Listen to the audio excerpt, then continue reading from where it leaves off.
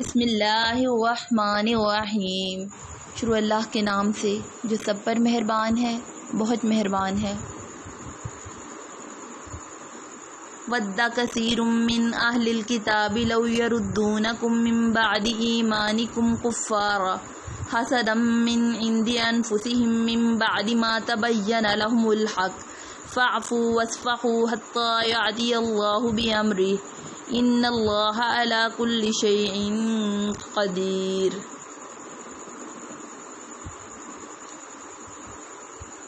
مسلمانوں، بہت سے اہل کتاب اپنے دلوں کی حسد کی بنا پر یہ چاہتے ہیں کہ تمہارے ایمان لانے کے بعد تمہیں پلٹا کر پھر کافر بنا دیں، باوجود کہ حق ان پر واضح ہو